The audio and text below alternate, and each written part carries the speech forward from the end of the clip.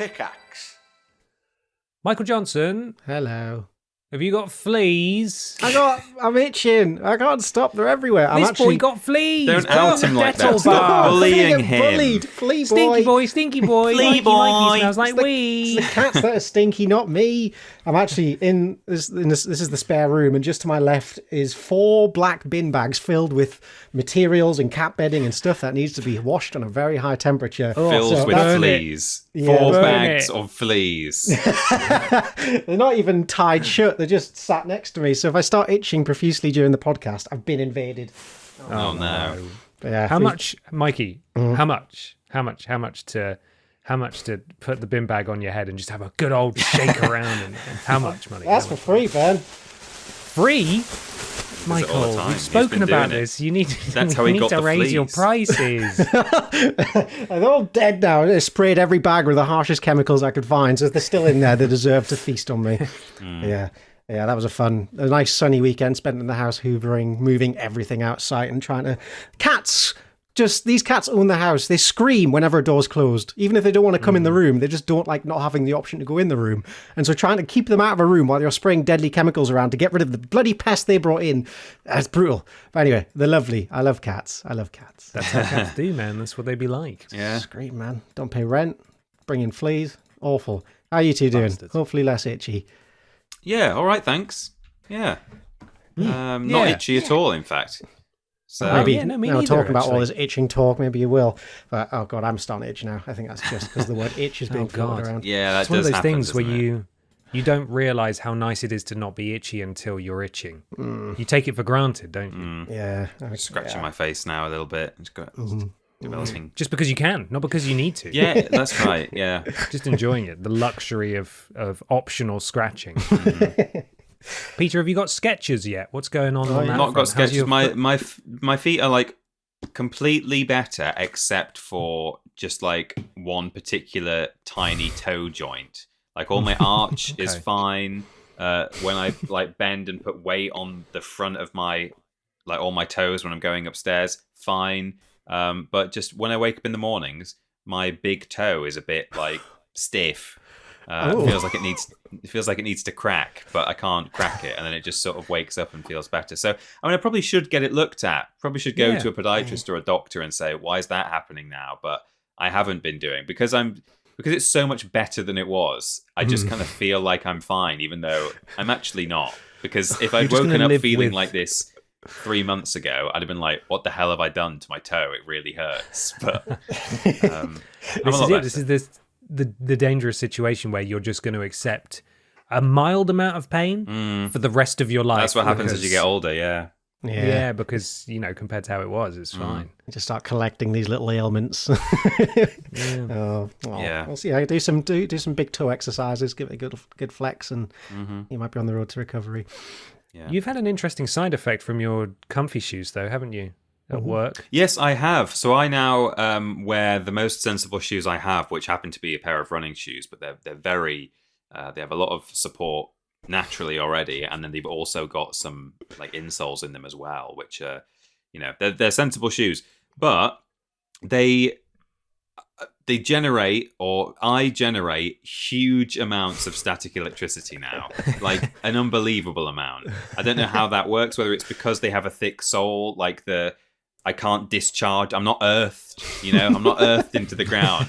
I need a little brown wire sticking out of me. But anything, it's like clockwork. When I come back from the lunch run and I've walked around in my shoes for a bit, as I hang my coat up on the coat hook, I always get a shock. But we've also noticed that when shooting news videos and wearing a little Tascam audio recorder connected to my lav mic, that seems to be just turning off in my pocket, and once turned off in my hand. And we thought, the recorder's just like on the blink, just need to get a new one of those. So I borrowed Ashton's, and when I use Ashton's, it turns off. So God. I'm like when Mr. Bean touches that that globe thing that makes your hair stick up, and he goes all weird. That's what I am. I'm a big fan of this superhero origin story. Peter put on I know, he's turning into sporty Electro. It's amazing. He's got a poorly toe, and it gave him the power of electricity. I am Electo. shoes. Hey! Oh, there it is. That's me. So he breaks equipment, and every so often you just hear a snapping noise, and you go, "Oh, fucking hell!" Oh, fuck. Yeah, it does happen a lot. Because he's touched a door handle or something. I guess know- it's not like you touch other people and shock them. It's mostly yourself that's Yeah. getting shocked. Yeah, it's you and Ashton in the studio the other day. It was unbelievable because we've long had issues in our triple jump studio where I would exclusively get the biggest, loudest static shocks from our PC, and we thought that's not good. And then we made some changes to where it was. We bought like a rubber mat for it and things like that, and that sort of went away. Yeah. And then last week, you two both got like 4 or 5 shocks each in my a few hours we were in there. And definitely, Brilliant. If I've now started like instinctively opening doors with my hand inside my sleeve, like when I touch metal door handles and stuff.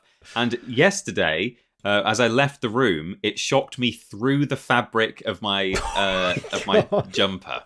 It was enough volts or amps or whatever to pass through an insulating material. So I'm definitely developing some kind of power, I think. You just need Do to you build you a remember little the- discharge rod in the office you can touch when you Yeah. enter. Yeah, Just a pot of dirt for him. that would be good. Yeah. You remember the little car that we hit Peter with that time? Yes. Wait, you mean your car, Ben, or the little toy car? It's gone now. It's not my car anymore, sadly. Rest in peace. It's hitting other Peters in different parts of the country. But when I used to drive that to my the real job that I had when I worked for the NHS, I used to have to wear normal, like professional people clothes, like smart trousers and then a shirt. And for whatever reason, the material that the sharp trousers were made out of, and in hindsight, this is actually really dangerous because this seemingly would exclusively happen at petrol stations. Oh, right, When I would okay, get yeah. out the Source of car- ignition. I would then get out the car, put my hand on the door to push the door closed behind me. 9 times out of 10, I'd get a static shock. And that built up a sort of response in me to the extent that I still do this now. When I get out of cars, before closing the door, I'll give it just like a brief rap little with tap. my knuckles. Yeah, just with my knuckles on the back of my hand because it's far less painful than on your fingertips if you get a static shock that way. Yeah. I still do that now, and I still do it in our downstairs studio as well. When I go to leave it, I'll do a little knock on the door handle, and if it's safe, then I'll grab it with my hand. Knock, knock. Hello, any electricity in here? Oh, Brilliant. It's good, isn't it? It's good to live in fear from being door shocked handles. by something. Really scary. Speaking of things that are not up to code electronically, has anyone seen Kevin? Oh, that's a good question. It's been a Perhaps- month, and perhaps he's if heard I- the news from social media. We didn't actually tell him in person, did we?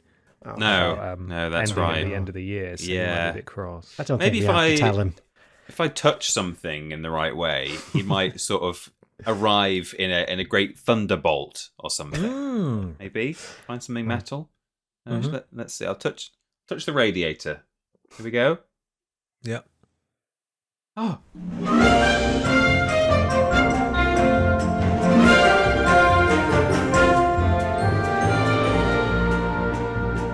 Hello, everybody, and welcome to Podiots, the official Vidiots podcast. It's a conversational podcast where we take some questions from you at home and obey the law of the 3 R's, where everybody brings A thing along to to talk talk about. about. I'm Ben. I'm Peter. And I'm Michael. Hello, guys. Hello. Did Mikey say hello? I didn't hear him. I did say hello. It was lost in the other sea. Hello, of Mikey. hellos. In the I'm quite cacophony. enjoying Hello. geriatric podiots where we talk about all of our health ailments for the first 10 minutes and maybe Yeah. a brief Can I weather talk about my update. knees for a bit? I'd love yeah. to talk about my knees. Oh, knees are a good one. Sorry, Peter, you were going to say something. I was just going to say, this is actually, although it feels like, I mean, certainly for us as well, because we record a little bit in advance, it feels like a long time since we broke the news that things are slightly changing around here. And now would be a good time to say thank you to everyone who said lovely things in the wake of some, not great news. for those who aren't caught up on Podiots episodes or social media announcements, Oh God. the short thing is that we're carrying on to the end of the year with episodes. Going to have a great time. We're going to have a great big blowout in sort of December, and then we'll be drawing things to a close. But more we info. don't love you anymore. No, we hate you. More info elsewhere. Far more context available in the previous episode. But yes, it's been lovely to see some very, very nice comments from people saying that they've had many good memories with Podiots, and that they're looking forward to making a few more as the year draws to a close. Yeah, absolutely. It was lovely. It's horrible news. We understand that, but overwhelmingly, people were really positive. A couple of arseholes. Don't know why you're listening. One or two. But, like 99% of you so lovely and so supportive and really understanding as well. And that means the world because, we have been doing this in our spare time for, 6-7 years now, and it's obviously been a huge privilege, but it is difficult to fit around other things, and we do really appreciate not only your support but your understanding as well. There's only so many weird Capetia articles. Exactly. There's only so many times a bird can get stuck in a supermarket. And listen, Well, that's we not can true. tell you about it. There's a lot of birds. There's a lot of shops. And we could tell you about it every week for the rest of our lives. We'd love to, but I think we'd go insane. So thank you to everyone. I don't know if you've got something you want to say about it as well, Mikey. No, thank you everyone for being lovely. I mean, it's. I think people have been through a lot with us, a lot of stops and starts and ups and downs. But this is the final stop, I guess, for this little chapter of our lives. But yeah, we're still going to the end of the year, and it's nice. Everyone hasn't immediately fucked off and gone, I don't want to see you guys anymore. Go away. I think everyone's keen to ride it out to the end, and we appreciate that. Yeah, 9 episodes left. Not to retread old ground, but I think we said it best when we said nothing at all, like Ronan Keating. I think we said it. We put it best by saying that it can't go on forever. We won't be doing this when we're 100 years old. So it has to stop at some point between now and age 100. And as you said at the time, Mikey, why not go out while we're still, making good stuff rather than let it die a sort of sad, miserable, turn off the life support kind of death. So yeah, this is the best way to do it, I think. Don't cry because it's over, cry because it happened. Indeed. That's the important thing to remember here. So thank you, everyone. Yep, still going to the end of the year, and we've got a, what's it called? Reunion stream? Reunion stream at the end of the year as well that we're going to top it all off with. So thank you. Just thank you, everyone. Really appreciate it. And we'd also like to extend some thanks to our wonderful pod squad this week. If you go to podiots.com, donate £3 or more, you get a shout out at the beginning and the end of the next episode of Podiots, and you support what we do, and it means the bloody world. Thank you to everyone. Obviously, there is a threshold for messages to be read out, but a lot of people did include messages that were really nice as well. So thank you to all of you. Thank you. Mikey, would you like to kick us off, please? I would love to. We begin with Old Greg loves you boys, who was very generous, and they say, "Hi boys, with the podcast's end looming on the horizon, I just wanted to say a huge thank you for all the wonderful years of content you've made. I'll be greatly saddened to see this podcast go, but I'll never forget all the bizarre and hilarious memories." Oh, thank you. Thank you. Nice. Thank you. We continue with Frogley. "Take that elephant away, please. Caroline, I feel faint." Oh, I don't feel so good. No. Oh, no. Raindrop Joy, Donak07, Stephen Skodes, Bartek in Valley of Slurponda, known for its almonds and pecan. Bartek loves Slurponda.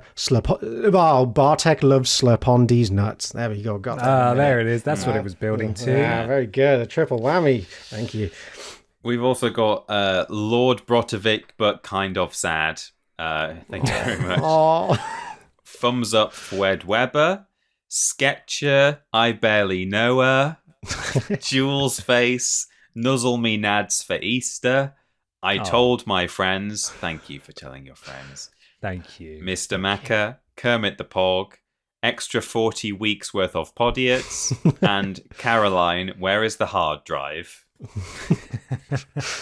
Finally, we have the very generous Orange Cassidy, who said, "Hey boys, devastated to hear the pod is ending, but I understand. Just wanted to say thanks for all the entertainment. Vidiots/Podiots has brought me over the years and can't wait to see what the rest of the year brings. Heart. Thank you, Orange Cassidy, very much for all your support.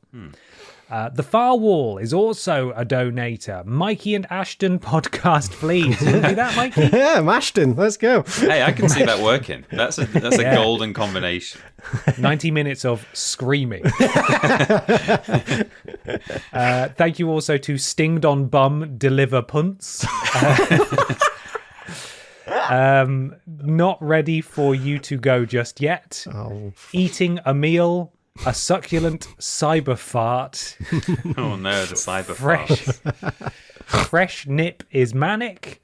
And finally, Prince Beefcakes. Thank you, everyone, so much for your support this episode. Podiots.com, £3 or more to get a shout out at the beginning and the end of the next episode of Podiots. Thank you so much. Be immortalized forever and ever and ever, or as long as our episodes are hosted. We should say that we have spoken with Pickaxe and Yogscast, and they very graciously, they're going to keep us on the network, basically. So the episodes aren't just going to suddenly disappear. Yep. You'll be able to listen to us for as long as you like. But obviously, it's probably best that if you do want to do big re-listens from time to time, maybe download them so you got them safe. But we're not going anywhere on the Pickaxe network. You'll still be able to access us. So thank you very much, Pickaxe, for that and all of their support as well. Thank you. What a haul of names. We had a great selection there. I'm spoilt for choice. I quite liked.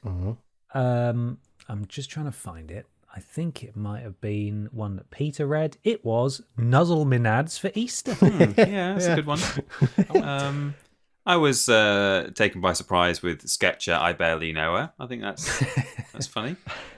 I was going to say Nuzzle Me Nads for Easter. That is a good one. I think it just rolls off the tongue. Nuzzle Me Nads. I also like the triple jump crossover with Deliver Punts. Because wasn't that... Yes. The Deliver Punts was a Kingdom Come Deliverance pants thing. It was a weird... You have to go listen to the Triple Jump podcast for that one, I'm afraid. Yeah, from a little while ago. Yeah, I forgot what that was until I read it, and I was like, oh yeah, I think I wrote that bollocks at some point. That sounds about right. Yeah. But yes, thank you so much, Pod Squad. Peter, you are question man today. I am. Or yes. Thing man. Can I ask Ben Potter to give us his user/listener is the correct word, submitted thing? I absolutely can. Now, the boys are both aware of this. This is a slightly different listener-submitted thing. Mm-hmm. But we've had a proposition through. Indeed. That we're going to discuss and then maybe also see what the audience thinks as well. Yeah. But I'm going to read an email. I'm going to be honest. I've not cut it down, so I might just skip through bits of it. But we received a very interesting email from Louis J. Weber, who is a religious Pod Squad supporter. So thank you very much, Louis, for all your support. Yes.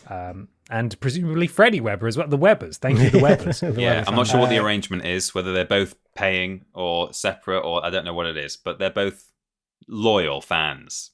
Yes, they absolutely are. So it begins as follows. Firstly, I apologise in advance for reaching out to you unexpectedly. I probably didn't need to read this bit because he sent it directly to my email. As a long-time member of the Vidiots fan base, I know I'm not alone in expressing my sadness at the news that Podiots will be winding down at the end of the year.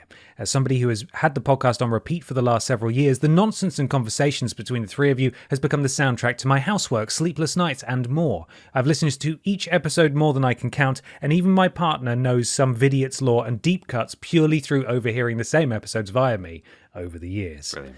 However, as you said, we shouldn't cry because it's over, we should cry because it happened. Mm-hmm. So what I bring to you is this, a proposal.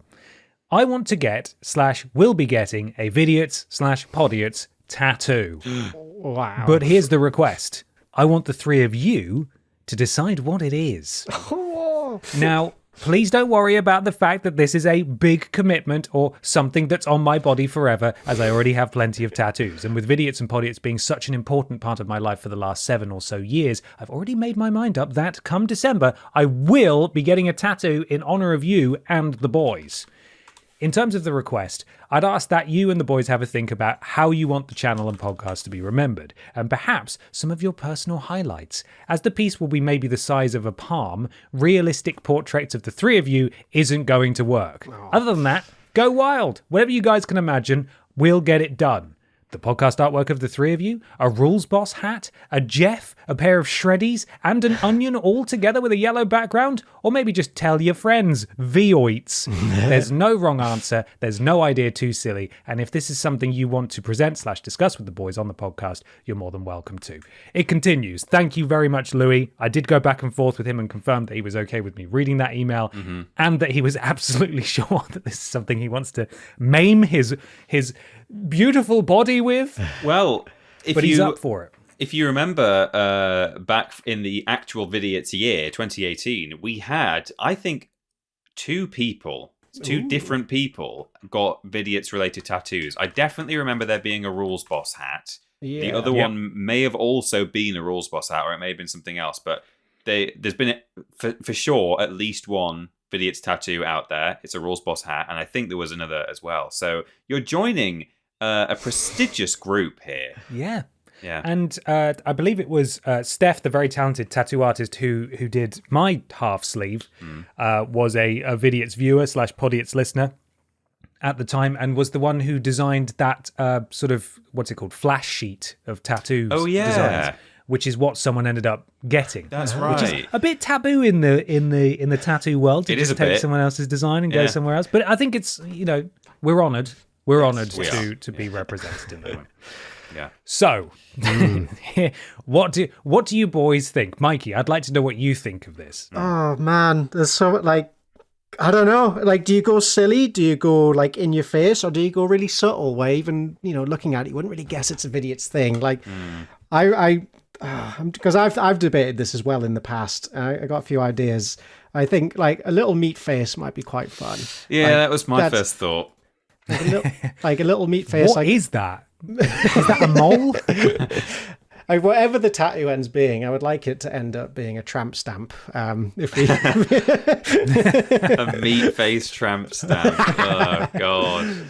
A little rest in peace memory cards. No, we can't make someone put memory cards on their body forever. God forbid that Louis is in some kind of his demise is untimely and horrific, and the only thing he can be identified by they find his torso is his meat-faced tramp stamp in a river, no head. But there is a distinctive tattoo. We're going to putting out an appeal. Does anyone know what this is? Does anyone know what this is? But they don't even call it a tattoo. It's a distinctive birthmark, because why would anyone get this voluntarily on their body? I mean, there was mention of it being palm-sized. Why not get a tattoo on each palm, which I suspect will be really painful? On one hand, you could have meat face, and on the other, you could have a potato smiley. Just two smiley faces from the Vidiots family. Yeah, I like that. Yeah, I like the idea. I don't like face foods. I quite a fun one. Get a menagerie of meat slices. Ham, Feldhoyer's ham. Yeah. I believe Louis is the listener who went to the Feldhoyer's factory. Oh right, okay. And took the photo. I think maybe there's something it could be Vidiots related, but it could be related to something else. And if you get a brand or something tattooed on you, they might give you free food for life. So Feld uses a shout. A snappy tomato Comic pizza Sans. Oh my God, snappy. Yeah, that's a good one. Yeah. What if we got in Comic Sans? It's a lot of words, but it's I got caught trying to break into the Feldhoyer's meat facery, and they branded me with this tattoo. Ask me anything. Oh God. I mean, tell your friends that's lovely. Yeah, that's nice. I think we've all entertained the idea. I mean, we entertained the idea at the end of 2018 about getting some kind of Vidiots tattoo. Yeah, together. We did actually. Yeah. If it's ever going to happen, it would probably be in the conclusion of Podiots at some point, maybe. Yeah. But that's a conversation for another time. Yeah.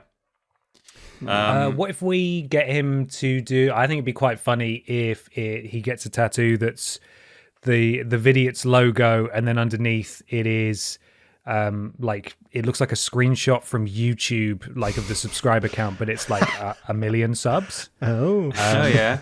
So it's congratulations Vidiots on 1 million subs, or even just 1,000 or one more sub than we had at the end of 2018. Yeah.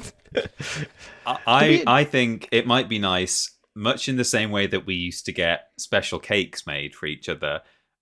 He could get a tattoo of a photocopy of someone's phone with a photo of Small Monkey John Deere on it. Slightly off-center, low resolution, awkwardly cropped. And the tattoo artist will say, "Is this right? Are you sure this is right?" Yes, that's correct. Thank you for my cake. Any other bright ideas? Because I think we've thrown a few out there into the universe, and maybe once we've concluded this conversation, we just leave it, and people can tweet us, people can do pod squads, and we can see what the audience feels. Yeah.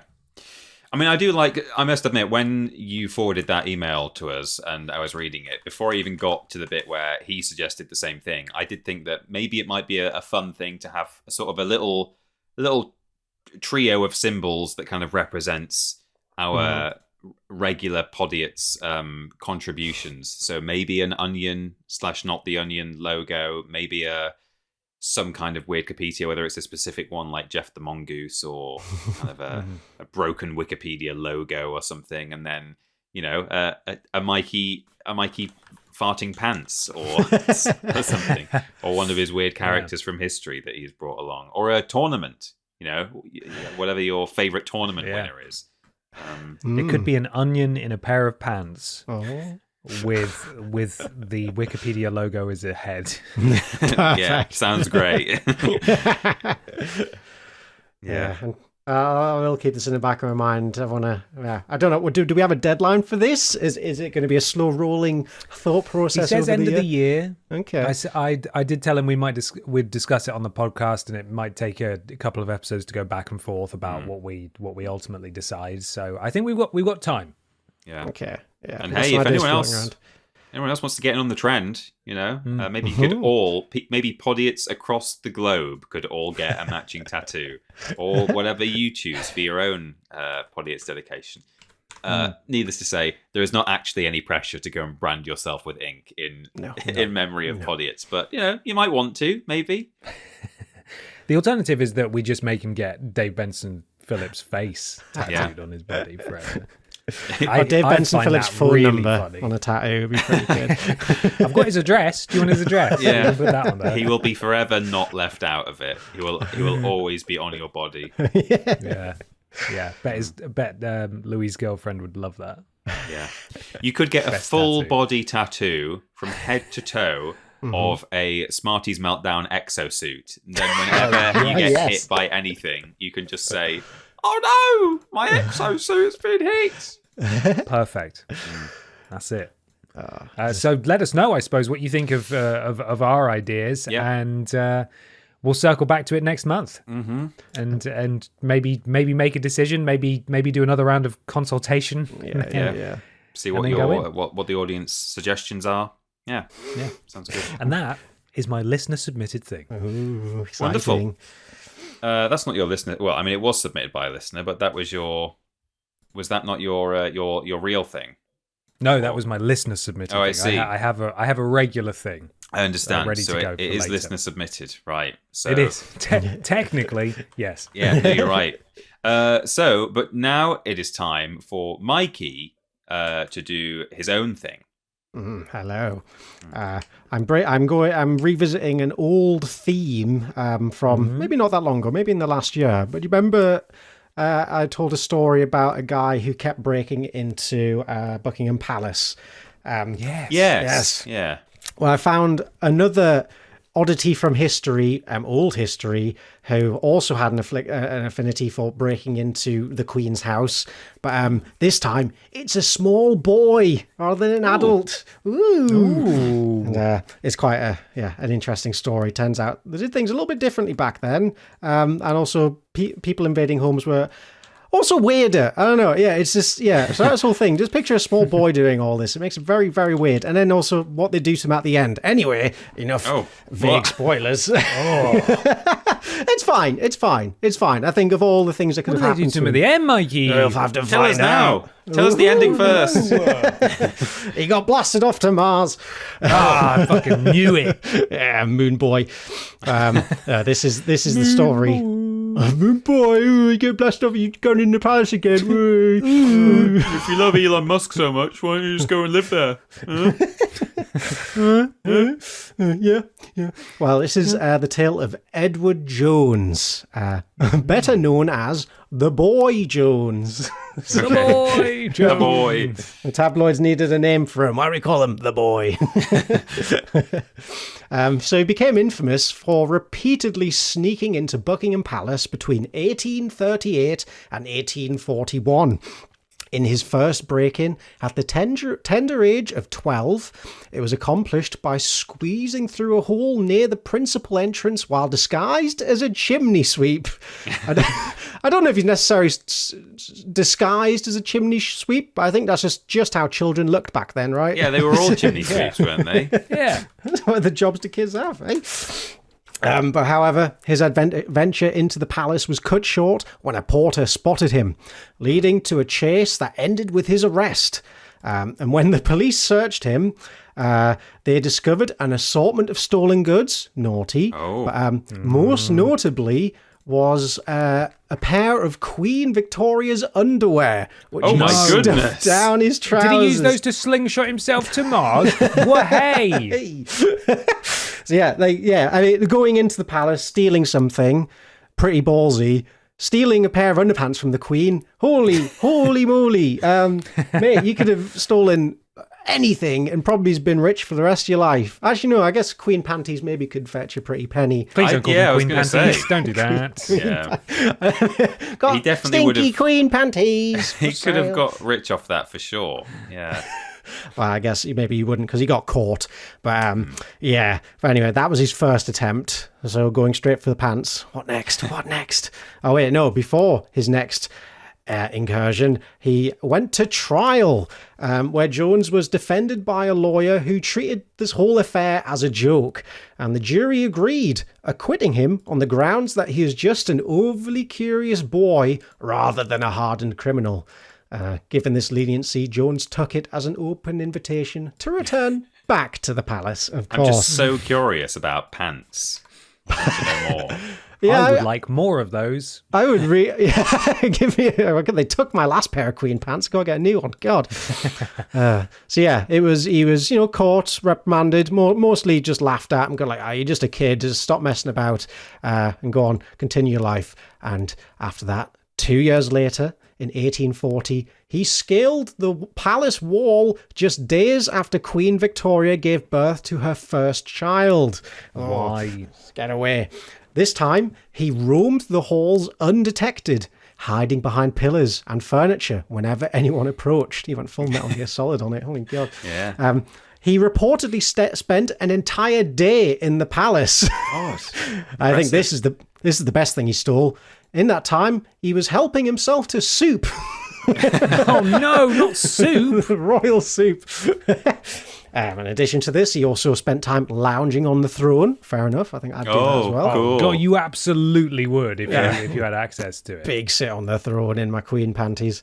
And Oh no, Michael! Sorry, I'll stop saying it. Stop it! And he even heard the newborn princess cry, an experience he described with the affectionate term squalling. Oh, I don't think, how would that... I heard the baby squalling. No, he's not New York. He's not a New York gangster. He's a well-travelled boy. Place. He crossed the Atlantic just to get into the Queen's knicker drawer. Yeah, so he had a full day roaming around, just eating soup, sitting on chairs. And when Jones was finally caught, the authorities were baffled by how easily he'd slipped in and out of the palace. Some people were convinced he had supernatural sneaking abilities. Oh, sneaking powers. While others suspected he was just exceptionally lucky. Either way, his antics embarrassed the palace security so badly that the Queen's household launched a full investigation. How did this boy get in here? Where's all the soup? Someone's taken all our soup. Oh, God. Jones, meanwhile, was charged with intent to commit a felony, although his only crime seemed to be an insatiable curiosity and a love for free royal catering. And so he served this time. They didn't laugh him out of court. They made him do hard time. 3 months in a correctional facility, after which Jones was released under the condition that he behave himself. Now we're letting They you should out, make but everyone do that when they leave prison. They should make them sign a thing that says, I promise to behave. Can we bring that in, please? Sign the letter that says, I'm not going to be a naughty boy, thank you. But of course, he did not behave himself. Just 2 weeks later, after being released, he disappeared completely out of everyone's sight, and surprise, was found once again inside Buckingham Palace. By now, so at this point, like, the palace is on high alert, yet he's still getting in.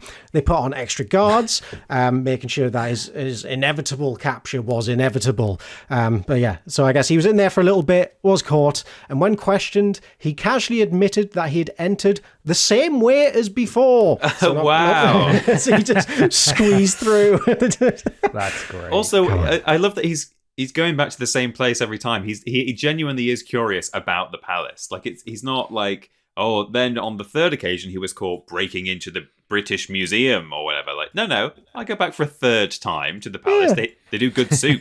Yeah, it's great, and it's free. Did you know that? Just leave it lying around.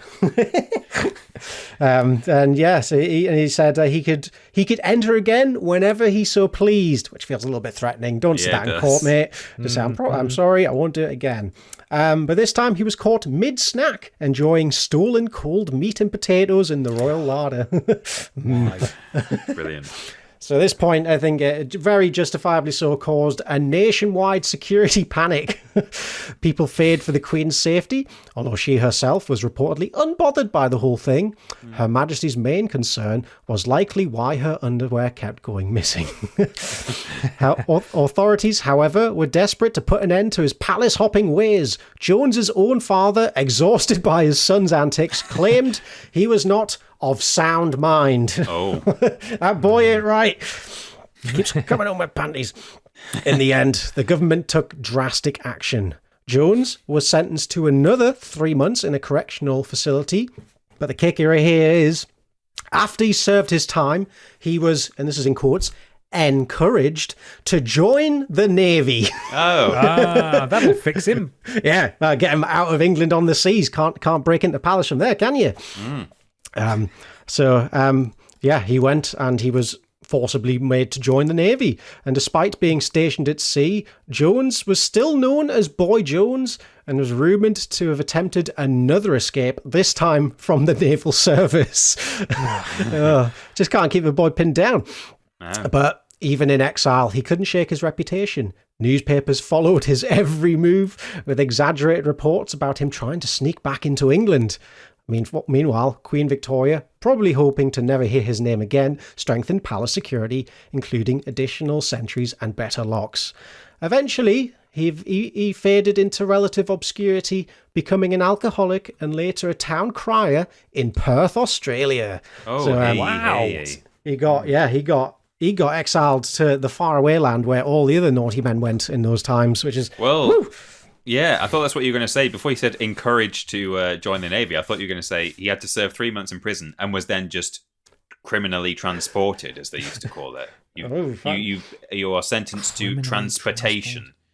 He's just going to take you somewhere, and that's it. Bye. Yeah. That's all you need to know.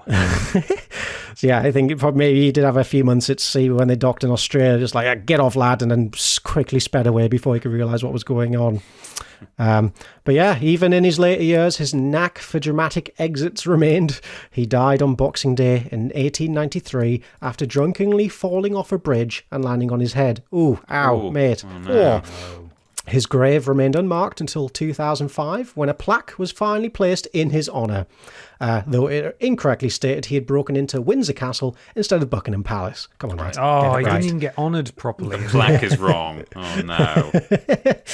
The tale of the boy Jones remains one of the strangest and most amusing chapters in royal history. His bizarre obsession with Buckingham Palace, his repeated ability to outwit security, and his uncanny knack for getting caught in embarrassing situations, like getting caught eating potato and soup. Oh, embarrassing. Make him one of history's most ridiculous criminals. One thing is certain. The Queen's staff never looked at an uninvited chimney sweep the same way again. We didn't invite this chimney sweep, this sooty lad on our doorstep. Why is he holding that sail? That sail from a boat? I never actually. Yeah, I'm saying Queen's panties. I'm not really thinking about the Queen. I'm saying the Queen's panties again. Queen's panties. Stop it, Peter. Whatever you do, don't call this episode the Queen's panties. Oh, okay? can I not? You mustn't. There's no way. We'd never recover. I definitely will not do that. I didn't do you do think it. he used them? Do you think he used them as an escape? Form of escape? Jumped Like a off the parachute. third floor, yeah. Yeah. The royal bloomers, yeah. Yeah. Do you think when the Queen got them back, they had soot all over them? You know, Oh, grubby absolutely. I think they were fingerprints. full of soup. Yes. It had potatoes in them. Oh God! Soupy drawers. Is that him? That's Look at him. an artist rendition of the boy Jones. He does look like a wrong. Look at him, cheeky chappy. He's so innocent. He wouldn't steal the Queen's pants. I don't believe it. This is blasphemy. Is that the You can't say pants that. draped over the sofa in the background? Oh my Look at God. him. Oh it my is. god! Yeah, there are big pants. Holy shit! Yeah. Weird. Yeah, there's a Wow. lot of weird art of him online. I guess my favorite one. This is a screenshot from like a little documentary someone made about him, but it's the most disgusting. It's like a composite made of images. I guess what the boy looked like, but he just looks messed up, man. He's got a strong monobrow, and a fat He's nose. a lopsided fella, isn't he? Yeah. I don't think that's actually what he looked like. I think that's I hope not, because that is maybe a little bit scary to find in your palace. Yeah, with your underwear in his hand, that would be a bit creepy. No, thank you. Well, there you that was go. a great story, Mikey. I don't know where you find all these people. Strange characters. Weirdos of history. Oh, there you go. Wonderful. Well, it's now my turn, and I'm going to do my listener submitted thing. I've got to make sure I do the right one here, because my thing that I brought along independently was also submitted by a listener who I have noted down. So, no, I've got the right one here. This was sent to us by Kaplunk Chick on Blue Sky. It's a BBC News article. Disturbing 19th century German toys sell for 100... Maybe I shouldn't. I should have made you guess. It's too late now. Is it 100 million? It's £192,000. Bloody hell. And wait till you see them. More than 400 German toys dating from the 19th century have sold at auction for almost £200,000. Yes. The collection of toys made out of wood, papier-mâché, or composition in the Sonnenberg and Erzgebirge regions of Germany went on sale at auction with special auction services in Newbury, Berkshire. The hoard of quirky toys previously belonged to David Finn from Nottinghamshire, who spent decades amassing the collection. He died in 2023, aged 81. The auctioneer's toy expert, Daniel Agnew, described them as a little disturbing and said they were considered too controversial nowadays. God, what could they possibly be? Well, I'll continue reading the article for now, and maybe in the picture-in-picture on the video version of this podcast, we'll start with there's a very tame one at the top of the article, which is just a woman with a sheep. But the rest of them are weird, and I'll send you that one now, so you've got something to look at. This is the first one. It's not too disturbing. Okay. It's just a bit weird, but it's fine. Oh, that branch looks like it moves. I'm a bit alarmed by that. Yeah, well, I'll tell you about that. That is a mechanical shepherdess, the oldest toy, dating back to the 1830s. So I imagine you wind up the little handle on the front, and it does something. I think it does move. So the collection sold for a hammer price of £192,000, including buyer's premium. A Sonnenberg papier-mâché and wood hand-cranked mechanical toy of a shepherdess was one of the oldest and highest valued lots. And Mr. Agnew said it dates back to about the 1830s, and it's such an extraordinary survival. It made one of the highest individual sales at, what do you think? Have a guess. What did that go for? Remember, there were 200 toys? 400 toys. 400 toys. Jesus Christ. 400 toys making up £200,000. And this was the highest? Yeah. I'm going to say $5,000. I'd drop $7,000 on that. Oh, Definitely. well done, the pair of you. It was £6,500. Hey. Yeah. One of Daniel Agnew's favourites was a squeaking pig. And here it is. Mm. It's pretty... This is a bit creepy looking. No. No. The tongue is not Why good. is it doing that with its tongue? He said one of his favourites was a squeaking pig. When you squeeze his bellows, he squeaks, makes a piggy noise, and his tongue sticks out and his ears pop up. Watch me piggy ornaments. Mr. Agnew, or I don't know if I'm saying that right, explained that in the 19th century, toys were very much a rich person's object. He said, although we call them toys, they weren't all necessarily for children. I think they were often adult novelties, the sort of thing you might have in your drawing room. They represent So he just invite people around for dinner. It's like, yeah. Come look what I got. I got a new little squealing Have you pig. seen my squeaky pig? Want to see my pig? Yeah, give it a squeak. Go on. They represent soldiers, characters, animals, social history, grotesque things, everything that's often lost in history now. Mr. Agnew said the collection reflects social history and evolving attitudes. That's immediately after the quote where he says social history. So thanks, BBC News, for that. He added that the objects were considered highly amusing in the 19th century, but would not be considered acceptable today. Here's one that is... It's not unacceptable in a controversial sort of racist way, but it is a woman spanking a child. Bit of corporal punishment there. That's Boy Jones. Corporal punishment, yeah. Wow. Yeah, it could be Boy Jones, yeah.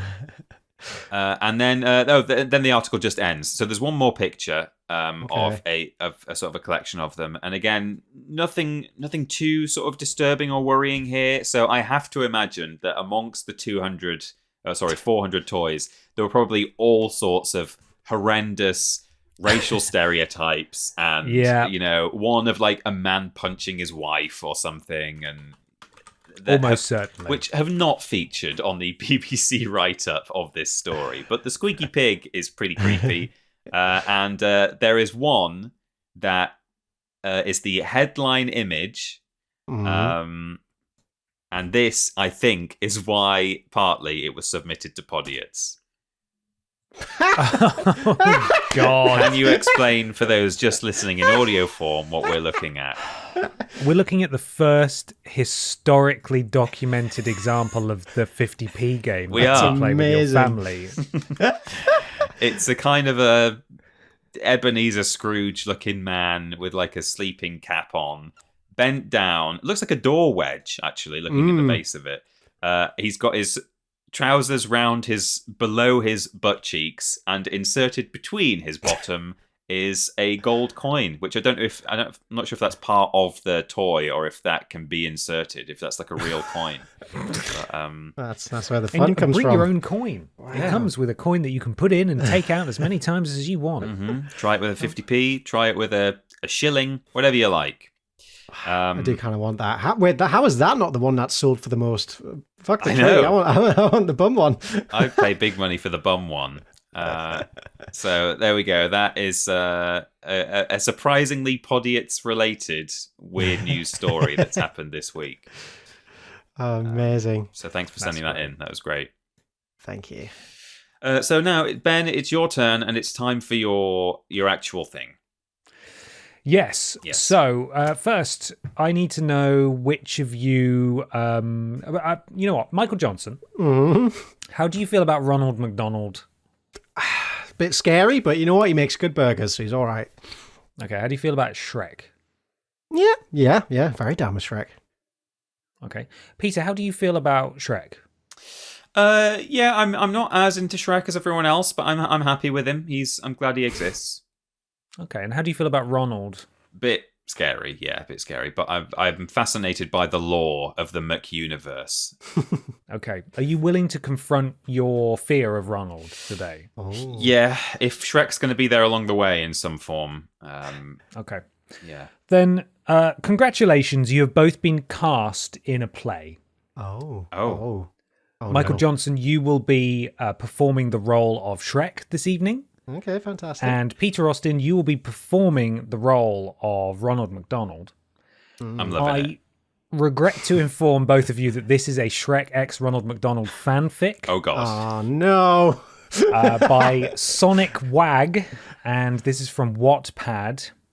Mm-hmm. And I'm going to send you guys a link. There are 6 parts to this. We're not going to be hitting them all today. Oh, my God, we it's an will be orgy. hitting at least 2. If you want to do a third one, we can do the third one. And then potentially we could return another time and do the other 3. Okay. I've only read the first 3. They're bad. So please do try not to read ahead. Okay. Okay. Oh, my God, the artwork. I mean, it's good artwork. What's wrong with it? Oh, it's so tender. Can't a Shrek and a clown love each other? Come on. Yeah. I think it's okay. It's Hashtag 2025. beautiful. Hashtag love. Okay. So this first chapter is called Love at First Bite. And this fanfic has had 8.6 thousand views. It's got 85 favorites and 231 comments. Lots of people weighing in on Love at First Bite. Right. So here we go. Are you ready? Yeah. Yes. Got a full screen this bad boy so I can read it. It was a day where Shrek felt the need to come out of his beloved swamp and go somewhere for a tasty morsel. He was debating whether to go to Wendy's or McDonald's. He let his heart decide, and he went to McDonald's. Shrek was thinking about how he left his swamp only to get a juicy burger, how he left Donkey to drown in his dirty swamp waters. What? He thought past that, entering the food establishment, which emitted a yellow glow. Yeah, feel free to stop me at any point, by the way, because Donkey's casually just been killed off there. Yeah. He's just I've already made the mistake immediately- I don't think you can bring much clarity to this, Ben, can you? No, you We're all can't. along for the ride. But it's going to get worse because I have already made the mistake of reading the next sentence, and it's insane. Yes, it is. Ronald stood by the cashier counter smoking his McCigarette. He stared at the ceiling, thinking about his past love, his ex-girlfriend, Wendy. Oh, from He Wendy's. hated her, but still felt jealous that she left him for Burger King. Bastard. Oh. She's had to Yes. go to Burger King. Yes, he has a hot body, but what else? He has nothing but a plastered smile on his face. Ronald knew BK was hiding something behind that. Ronald was distracted from his thoughts when a hot, green ogre burst through the door, mouth drooling, hungry for a moist burger. Oh. And what if, Ronald thought, he could be hungry for love? Ronald's McCigarette dropped out of his mouth in surprise. He stepped on it, though he did want to burn down the McDonald's he was trapped in. Okay. The ogre went to the cashier desk Ronald was nearby and ordered at the sacred cashier. It says scared. Oh, it Scared did, yeah. cashier. Ordered at the scared cashier. Sorry, not sacred. It's a sacred cashier. I have to do that. I just realised I have to do the voice. You can do whatever voice you want, Mikey. I'll have 2 number 9s, a number 9 large, a number 6 with extra dip, a number 7, 2 number 45s. I can't like a pirate. Yeah. Okay, 1 with cheese and a large soda. It is a bit. You just said sponge- Okai with a Bristolian accent. I don't know what's going. It's 3 in 1. It's bargain of the century. It's a bit SpongeBob Sea Captain, isn't it? Yeah. And a large soda. The ogre told the cashier, and then in brackets, which, by the way, his name was Dave. Hey. Ronald stared at the ogre, adoring his soft green colour, his ... ears, and his wonderful nose. Trademarked ears. Yes, trademarked. We can't show them. No. Ronald went up to the ogre and asked for his name. Shrek. He responded. Shrek the ogre. Ronald already knew he was an ogre, but Shrek, what a beautiful name. Oh, I have a gourmet special in the play place. Wanna come? Ronald asked. Shrek nodded. Ronald led Shrek into a red plastic tube which smelled like socks. The smell of socks turned Shrek on almost immediately. Oh. Oh, God. Are you ready for my special, lover boy? Ronald teased. Shrek smirked with a casual DreamWorks face. Of course I am. Shrek started to rip Ronald's clothes off. This is very well written casual- so far. I'm enjoying this. In the red tube. What is a casual DreamWorks face? What if we ripped each other's clothes off in the red tube? In the red tube that smells like socks. Yeah. hot. Shrek was immediately turned on by the smell of socks. I will say one thing about this fanfic. It's not as disgusting, because I feel like we hit a bit of a roadblock last time we did sexy fanfic, and it kind of veered into the unpleasant.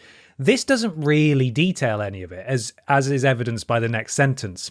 Right. After Shrek and Ronald's spicy romp, Ronald lit a McCigarette. It's over. They've done It's it. done. Perfect. That was it. He sat for a moment and inhaled the smoke. He flicked the McCigarette, but Shrek and Ronald were still inside the tube. The plastic tube started to light on fire. Oh, no. So Shrek and Ronald escaped from the restaurant that was about to burn down. They stood outside watching the McDonald's burn to a crisp.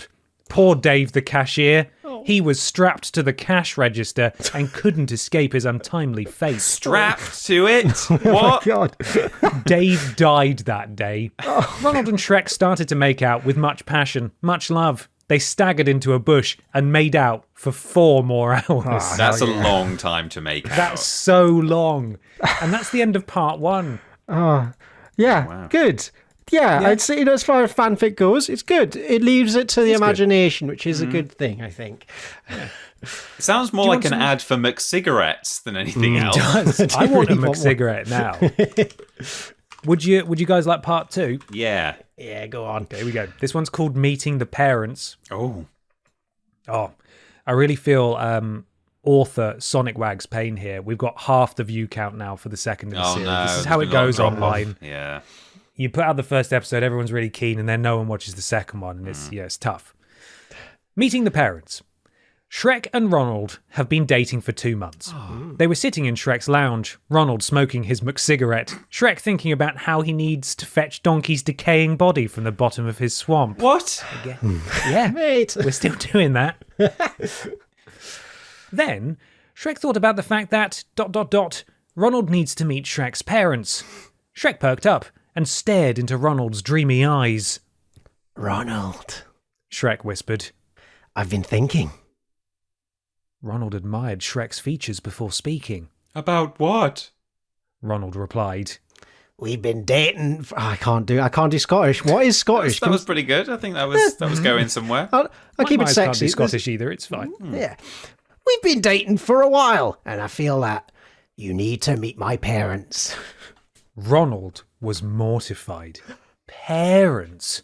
It gave him flashbacks to the fateful day that Ronald witnessed his parents both die from heart disease at the same time. Wow. What are the chances? Right before both of them died, his mother spoke to him. Who would like to... Mikey, do you want to be Ronald's mum? Yeah, I can. Continue our legacy, Ronnie. His mother croaked. Slice us up. Put us in your food. No one will know. Beep. The heart monitor flatlined. Ronald woke up from his flashbacks. So? Shrek asked. When do you want to meet them? As Shrek drove up to a whitewashed house, Ronald worried. What if Shrek's parents didn't like him? Shrek sighed before saying, We're here. Ronald prepared his bag of special chicken nuggets. He opened the car door and walked up the wide... Some people bring a bouquet of flowers, maybe a bottle of wine. Ronald's got it worked out. It's fine. I prefer that. Yeah. Special He chicken. opened the car door and walked up the winding path. Do you remember when they did spicy nuggets for like 1 month years ago? Hey guys, remember that Szechuan sauce? Bring that back. Yeah, where is my Szechuan sauce? He opened the car door and walked up the winding path that led to Shrek's parents' house. Ronald nervously eyed Shrek. It's okay. Shrek reassured Ronald. They'll like you. They walked into the house, immediately bombarded with hugs from Shrek's parents. Oh. Shrek stood back for a moment and introduced them to Ronald. Oh, for God's sake. Oh, fuck off. Ronald, these are my parents. Hatsune Miku and Yohoi Lloyd. I've never heard Yohoi Lloyd before. Who is I had to look him Lloyd? up. He's like a Hatsune Miku, but like a Swedish man. He's used in a lot of DJ stuff. Right. Oh, wow, the website doesn't let you copy and paste text. Doesn't want you stealing No, it does this not, which valuable is literature. why you are reading it on the website. Oh, yeah. Weird. Mom, Dad, this is my soulmate, Ronald. Ronald waved at Hatsune Miku and Yohio Lloyd. Then they waved back, unblinkingly. Do they ever blink? Ronald thought to himself. They never did blink. Sad, it says. Sad.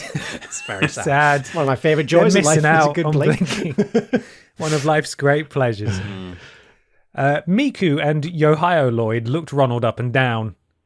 Come sit here, Miku said, pointing to a chair. Ronald obliged. Shrek stood in a corner. They all sat in silence for a moment before Yohio Lloyd spoke up. So what? Oh, go ahead, Peter. Yeah, that's okay. So, what do you do for a living? He asked Ronald. Oh, I used to run a food.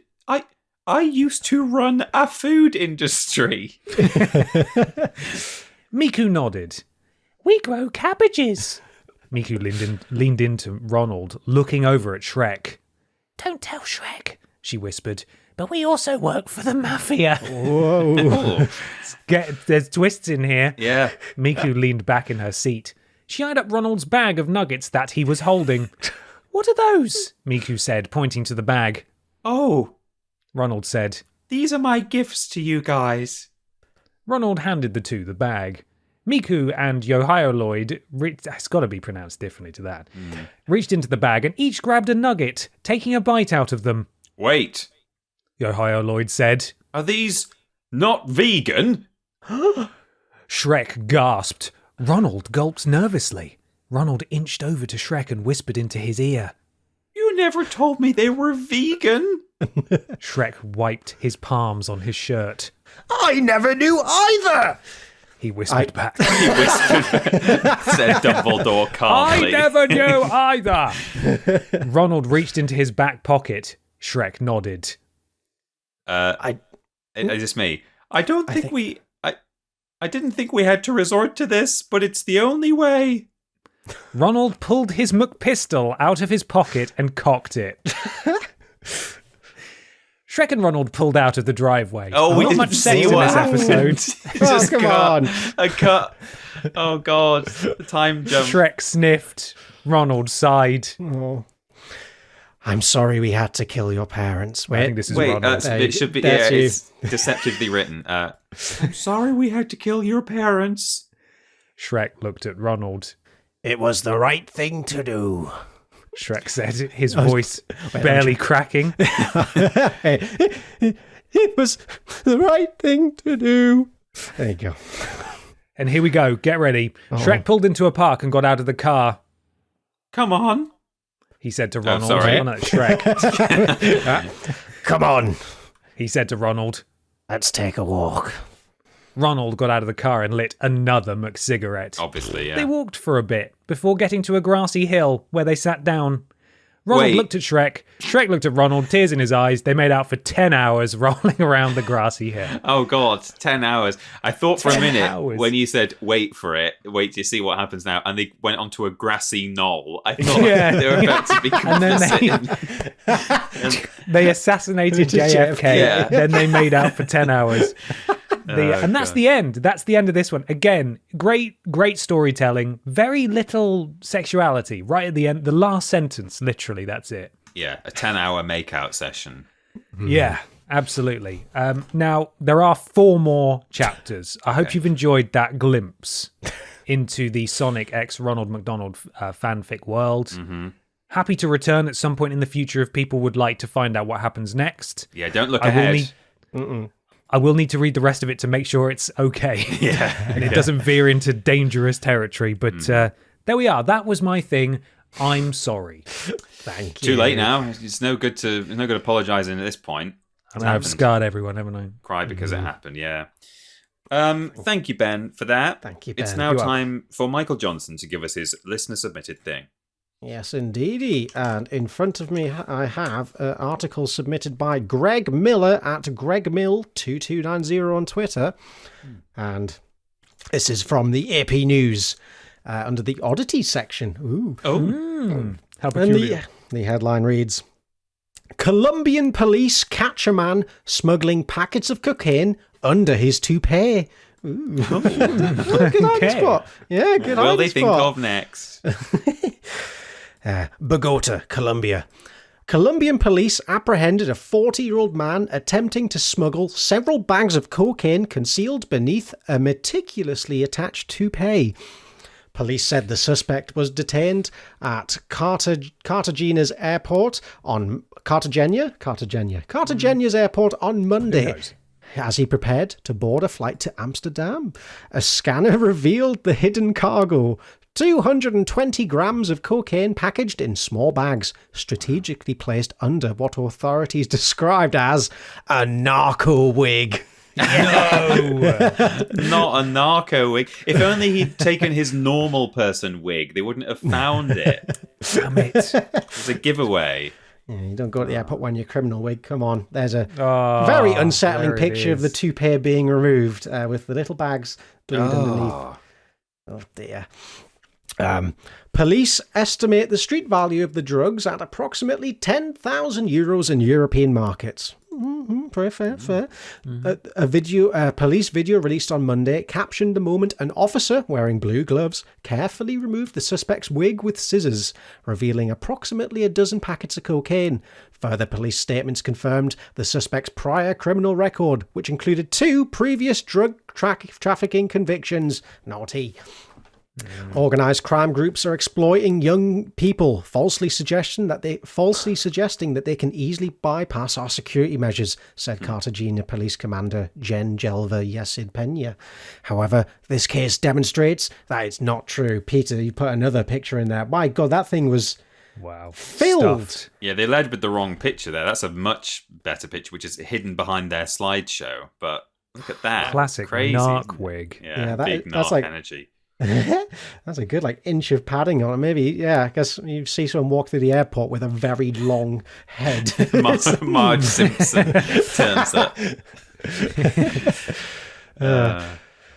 Cocaine production in Colombia has been rising since 2013, according to the United Nations Office on Drug and Crime. A report published in October by the Internal Organization found that cultivation of coca bushes increased by 10% in Colombia in 2023, while potential cocaine production increased 53% from the previous year. While a 2016 peace agreement with the FARC rebels aimed to curb coca cultivation in rural areas. What's your language, Michael? Please. FARC rebels. FARC rebels. Smaller armed groups have filled the power vacuum, actively promoting the lucrative cocaine trade. Also, I watched a little video about narco submarines the other while, where drug traffickers literally design and build submarines designed to go for weeks or months in the water to funnel drugs. So I quite appreciate this more low-key, stripped-back approach to stuff it under his wig, mate. It's my least favourite Beatles song, Narco Submarine. It's pretty depressing, really. It's just about drug mules. Yeah. It's not one of McCartney's better ones. No. Oh, dear. Oh, bless him. I don't know why I'm saying bless him. He knew what he was doing. Oh, but... bless him. Oh, Getting bless caught him. for smuggling poor guy. life-shortening drugs into the country. He didn't know they were drugs. Maybe he just bought a very expensive bought a wig. cool toupee. Yeah. Look how much padding there is. It's so comfortable. It's so energizing as well. Yeah. I mean, we still don't know what was actually inside that sausage we had in Vidiots. No, that looked a bit the like stretchy it. sausage. Could have been a smuggle sausage, a narco Yeah, sausage. we didn't know. We could have had coca in there the whole time. Do you think they let you wear the wig for free once and then they charge you for it after that point? Once you've got a taste. Once you've got a taste for it. You're like, oh, I wore that wig last week and I just really want to put it on again. It gave me loads of energy. Yeah. Oh, man. God, Is that's the that's a news. lot. Thank you, Mike. Wait, sorry, I found a picture of it on his head. This is ridiculous. Okay, how big does it look? What the fuck? Maybe this isn't it. Maybe this is a different. No, I think maybe this is a different man. It's hard to tell. But here's an example of a different narco wig, I guess. This is from 2019. This article, but this one stop is it. awful. He's got an extra level to his head. That's so silly. What the hell? He's got like it looks like there's another man standing behind him. Yes, yeah. The hair doesn't even line up. There's like a little bump at the back. Come on, guys, you better. God. I think this one they recently caught. It does look better, but still apparently not good enough. Wow, what a world! Great. So I can't get over his fucking hair shelf. Okay, He's just got a second head of hair on the back of his head. There's so many drugs under there. God.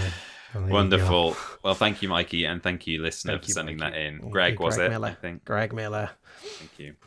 Well, I've now got a thing that was actually submitted to me by my good lady wife, who saw this headline and immediately thought of Vidiots. So I was going to bring this along anyway, and then because it is the kind of thing where you do immediately think of Vidiots, it was also submitted to us by our resident elf archer, Ernie Arrowsmith. So thank you, Ern Arrowsmith on Twitter, for sending this in. But yes, this is my own thing that was supplemented by a listener as well. So this is a Guardian write-up. Alton Towers' new toxic waste-themed ride briefly closes due to sewage leak. Oh God, no! Alton Towers, will you get it together? Please, they're coming up with new ways to try and kill people. The Toxicator closed for about an hour on its first day after a burst pipe flooded the area nearby with sewage. Toxicator? Yeah, it would be the toxic waste themed ride that has the sewage. That sounds like a CBBC supervillain. Yeah. Oh, that's awful. A toxic waste themed ride at Alton Towers had to be temporarily closed on its opening day after a burst pipe flooded the nearby area with sewage. The Toxicator, the park's newest ride, was shut for about an hour on Saturday after the area nearby was evacuated. Alton Towers opened from 10 a.m. on Saturday for its 2025 season, staying open until 8 p.m. for Alton After Dark. Plans for the new ride were announced in January, prompting fans to travel to the Staffordshire park, eager to be amongst the first to ride the attraction. I wonder if any of them had an oat cake while they were there. I should bloody well hope so. Yeah. Some queued for more than an hour for the Toxicator, which promises, quote, a fearsome battleground of otherworldly aliens, suspicious scientific experiments, and military might. Whoa. The ride takes thrill seekers past themed props, including barrels of toxic waste. Black and yellow branding outside the attraction warns of an overhead splash hazard. Oh God! It was and also a very convincing looking premeditated. river. Shit! Yeah. Wow! God. There's a really good photo of. Where is it? Oh, it's not actually embedded in the article, but it is the. Oh no, I've got two articles here, and one of them has photos of. Oh, here we go. Oh, I don't want to. Oh, From the God. Daily Mail's write-up. They've got photos of the actual Oh, spillage. that is grim. No. Yeah. That's brown water. That's. God, they take the ride branding to the next level, don't they? Yeah, they do. I just love the horrible, like, poo puddles with all of the hazard signage, like, right next to it. Splash zone literally next to it. Oh, Splash God. zone there, Yeah. really good. That's so good. I might switch actually to we've got a Daily Mail write up, and normally I wouldn't encourage reading the Daily Mail, but they're normally quite good for Podiots because they write terrible articles. For example, their opening line is, the new Toxicator ride at Alton Towers was forced to close on its opening day after a burst pipe spewed, quote, brown liquid near frustrated visitors. Oh, God. Ben Keeble, who'd been queuing for about 70 minutes, said, we thought it was water from the ride above us as water was dripping down from the fountains on the ride. The steady flow became more of a puddle around our feet. He said they were told to leave the ride with no offer to come back with a fast pass, given we'd waited 70 minutes. This was just a small part of a nightmare day at the park. My son was so disappointed. Oh, God. They didn't have any oat cakes left, probably. No, they'd run out. Videos posted on social media showed visitors' confusion as brown liquid quickly flowed from the drains. TikTok user Ride Comparisons said, "We've just been on the Toxicator and the whole queue has been evacuated. We don't know why. The one ride we could go on because the queue wasn't too bad. Full stop. These rides are always having teething issues, but I've never seen a top spin explode the drains." He added, "It smells of shit." Oh, no. And his screenshot from his TikTok with a photo of the sewage and just the caption, "Smells of shit." That's bad. So, yes, Toxicator, the a loudspeaker attached to the ride can be heard saying in his TikTok, "I need you to make your way to the nearest exit to venture elsewhere. We apologise for any inconvenience and thank you for your patience. Toxicator has experienced a delay that unfortunately cannot be resolved in the foreseeable future and has ceased operation." An Alton Towers spokesperson said, "Due to an unexpected burst pipe near the ride, Toxicator briefly paused operation while our teams swiftly dealt with the issue. The ride and surrounding area are now fully reopened and welcoming guests."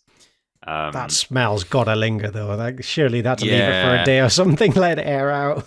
Yeah, definitely. Well, I remember when the toilets backed up in the Yogscast offices, and that certainly lingered. Yeah, that was a bad day. Yeah, it was. So, I mean, that's mostly it. It does add riders are seated back to back on the ride before being flipped upside down, where they will be suspended over, quote, "a pool of toxic alien acid." You've got to hope that there's not been any leaks anywhere else when you're dangling over what is supposed to be prop toxic hazards.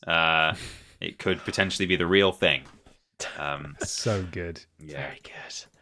But there you go. That was it's a bit shorter than usual, but that was my thing. So thanks to those who sent it, and thanks to my wife for bringing it to my attention. Incredible. Thank you, Peter. You're and welcome. Thank you, we've done Mikey, haven't we? Mikey, Yes, Mikey's we it. have. I'm not We're forgetting all Mikey. done. Okay, thank you, everyone, for all of your things, and thank you to listeners for submitting your things. We hope you've enjoyed this episode of Podiots. We really appreciate your support. Don't go just yet, though, because we've got to plug some things, and plugging the things helps us continue for the next, several episodes. So please do listen carefully to the following safety announcements. Yeah. Michael Johnson, I believe there's some kind of shop.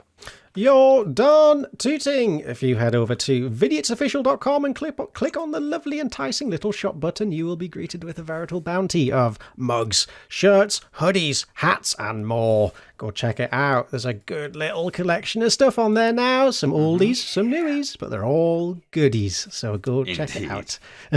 Store. Wait, it's not store.yogscast. It's Vidiots Official. Vidiots. God, that's a real throwback. Yeah, that's really that's Yogscast.com. deep in my brain. Just vidiotsofficial.com. Thank you.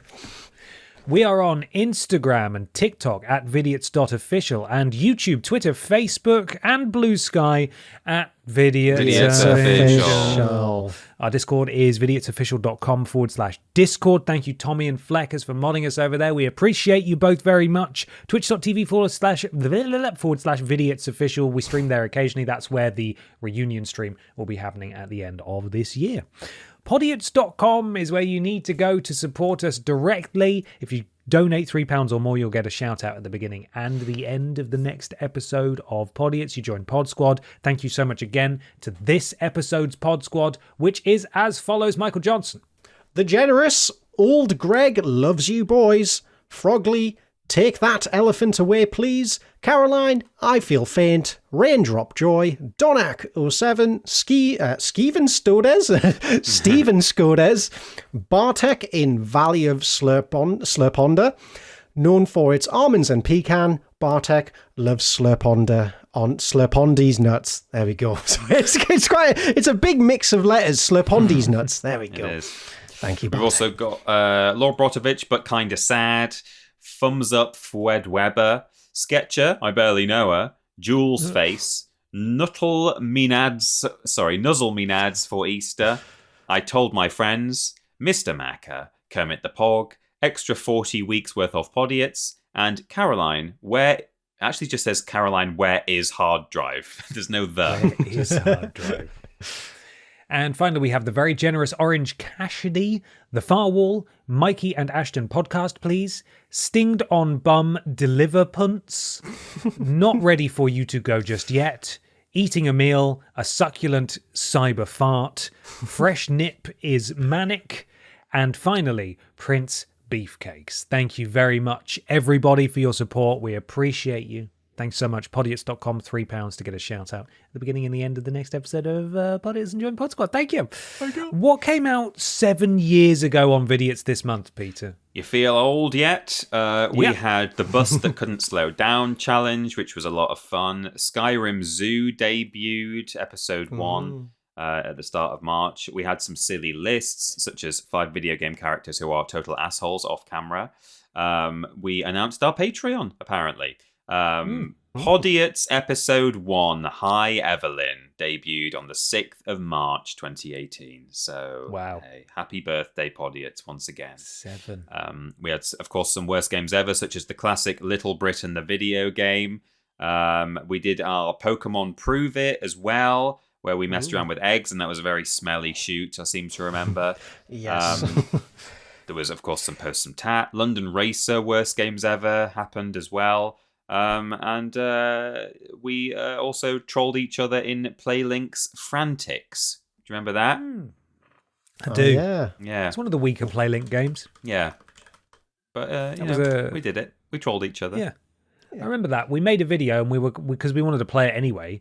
And then we were offered very kindly by the developers, we were offered a brand deal. Yeah. And we'd already made the video not knowing that there was going to be a brand deal. And then I remember them just having loads of really pointed feedback. It's like, I don't know, sort of almost saying, I don't know why you do this if it was a brand deal. And so we didn't know it was a brand deal. We already made it. Yeah. But yeah, that was a lot of fun. I remember enjoying that game. We also, we became the Tomb Raider. Forgot to say. Oh, yeah, we did. We became the Tomb Raider, which was a great what a immersive day. experience that we did.